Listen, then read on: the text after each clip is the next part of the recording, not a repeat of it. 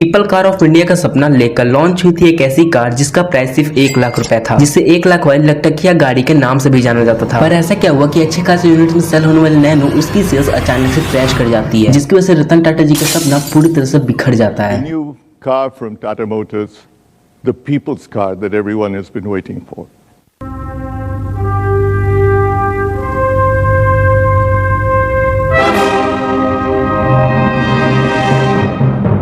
तो आज के इस वीडियो में हम लोग टाटा नैनो के इंस्पायरिंग स्टोरी के बारे में जानेंगे। तो चलते हैं उस समय में जहां से नैनो का सफर शुरू होता है। एक बार sir Ratan Tata ji with all due respect अपनी कार से कहीं जा रहे होते हैं। उन्होंने अचानक से देखा कि एक स्कूटर पे एक फैमिली जिसपे हस्बैंड वाइफ और आगे एक बच्चा और पीछे गोद में एक बच्चा बैठा हुआ था, जो कि उस बारिश के मौसम में बहुत स्ट्रगल करते हुए जा रहे थे। कुछ दूर आगे जाते ही वो लोग स्कूटर से गिर जाते हैं।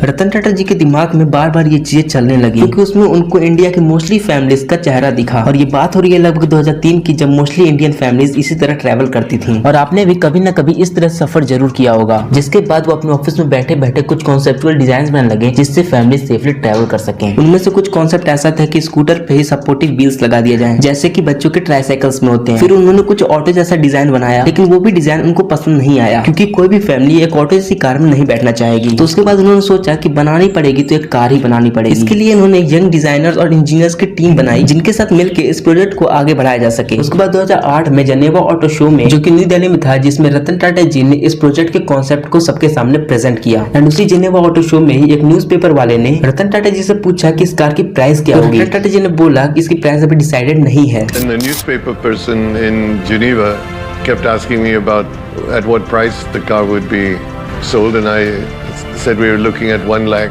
नैनो का ये कॉन्सेप्ट लोगों को बहुत ज्यादा पसंद आया एंड इंडियन मार्केट में 1 लाख वाली लखटकिया गाड़ी के नाम से हाइप बन गई। ये हाइप सिर्फ इंडिया तक ही सीमित नहीं थी, दुनिया के बाकी देशों में भी इसकी बहुत तगड़ी हाइप बन चुकी थी, क्योंकि किसी को यकीन ही नहीं हो रहा था कि 1 लाख में किसी ने कार बनाने का वादा कर दिया, जिसपे दुनिया भर के लोगों का कहना था कि 1 लाख में कार बनाना इम्पॉसिबल सा है। और इसी वजह से अमेरिका के प्रेसिडेंट बराक ओबामा में इस कार के लॉन्च का बहुत बेसब्री से इंतजार कर रहे थे। नैनो के कॉन्सेप्ट को 2008 में शोकेस किया गया था, लेकिन 2006 में नैनो के प्रोडक्शन के लिए वेस्ट बंगाल के सिंगूर में मैन्युफैक्चरिंग प्लांट लगने वाला था। तक वहां की सीएम ममता दीदी ने धरना मोर्चा शुरू कर दिया, जिसकी वजह से वहां पे मैन्युफैक्चरिंग प्लांट लगाने के प्लान को बदलना पड़ा।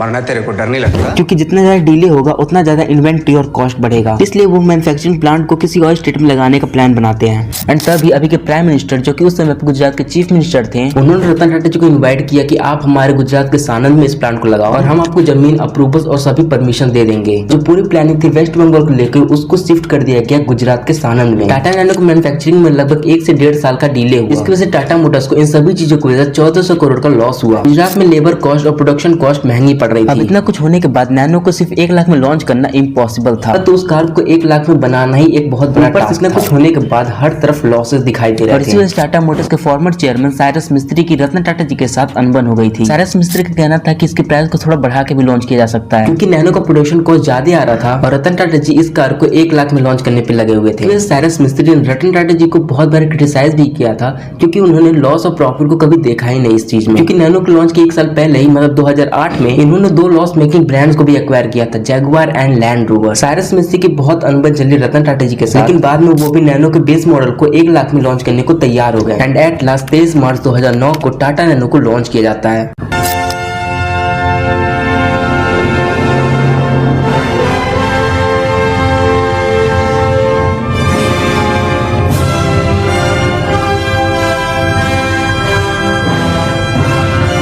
द वर्ल्ड चीपेस्ट कार, जिसका बेस मॉडल सिर्फ 1 लाख में था। नैनो के लॉन्च से पहले इसके 2 लाख से भी ज्यादा की प्री बुकिंग, और इसके लॉन्च के बाद दूसरी कार कंपनीज ने भी अपनी कार के प्राइस को 20% से रिड्यूस कर दिया था। 2013 तक इस कार की बहुत अच्छी सेल्स हुई, लेकिन टाटा से एक गलती हुई। टीवी और न्यूज़पेपर और बाकी जगहों पे नैनो को चीपेस्ट कार के तौर पे मार्केट किया गया कि ये दुनिया की सबसे सस्ती कार है। एंड इंडिया में लोग चीपेस्ट का मतलब अफोर्डेबल नहीं मानते। यहाँ पे चीपेस्ट का मतलब लो क्वालिटी की चीज या फिर घटिया प्रोडक्ट, जबकि फॉरेन कंट्रीज में चीपेस्ट मतलब सस्ता प्रोडक्ट या फिर अफोर्डेबल प्रोडक्ट माना जाता है। नैनो का 1 लाख वाला बेस मॉडल बहुत ही ज्यादा बेसिक, लोग 1 लाख वाली नैनो से भी एक्सपेक्ट करने लगे थे कि इसमें फीचर ही नहीं आता, और ये तो एक बस खाली डब्बा है। कुछ सालों बाद नैनो के इनिशियल प्रोडक्शन वाले मॉडल्स में फ्यूल इंजेक्टर और कुछ कंपोनेंट्स की वजह से आग लगने की खबरें सामने आने लगी, तो साइकोलॉजिकली लोगों के दिमाग में ये चीप वाली इमेज और ज्यादा बन गई। जब ये चीजें टाटा को पता चली, तब उन्होंने नैनो के प्रॉब्लम को रिजोल्व करने के बाद इसका एक फेसलिफ्ट लॉन्च किया, जिसमें थोड़े मोड़े चेंजेस किए गए थे और थोड़े फीचर्स भी बढ़ा दिए गए थे। लेकिन लोगों के दिमाग में वो चीप वाली इमेज बैठ चुकी थी। लोग नैनो को बाकी गाड़ियों से कंपेयर करने लगे थे, लेकिन नैनो को किसी से कॉम्पीट करने के लॉन्च लॉन्च नहीं किया गया था। नैनो तो सिर्फ उन इंडियन फैमिलीज के लिए लॉन्च की गई थी जो बाइक और स्कूटर पे ही ट्रैवल करते थे, इसीलिए इसकी स्टार्टिंग इनिशियल प्राइस सिर्फ 1 लाख रुपए थी। बट बाद में समय के साथ इसके बेस मॉडल की प्राइस थोड़ी बढ़ जाती है। और नैनो का क्रैश टेस्ट भी हुआ था जिसमें ये 0 स्टार लेके आई। नैनो चाहो 0 स्टार लेके आई थी, लेकिन वो बाइक और स्कूटर से ज्यादा सेफ थी और स्टेबल। लोग जब नैनो और उनके ओनर्स का मजाक बनाने लगे तो उन लोगों ने भी नैनो को नहीं लिया जिनको सच में इस कार की जरूरत थी। इसकी वजह से इसकी सेल्स में बहुत सडन डिक्लाइन देखने को मिला और साल 2019 में इसकी सिर्फ 1 यूनिट बिकी। तो फिर अगले साल नैनो के लास्ट प्रोडक्शन मॉडल को रोल आउट करके नैनो को हमेशा के लिए डिसकंटिन्यू कर दिया गया। लेकिन जब लोगों ने रतन टाटा जी को एक कॉन्फ्रेंस में नैनो में जाते हुए देखा तो लोगों को समझ आया कि नैनो उनके दिल के कितने करीब थी। इसको लॉन्च करने में ना इन्होंने प्रॉफिट देखा और ना ही लॉस।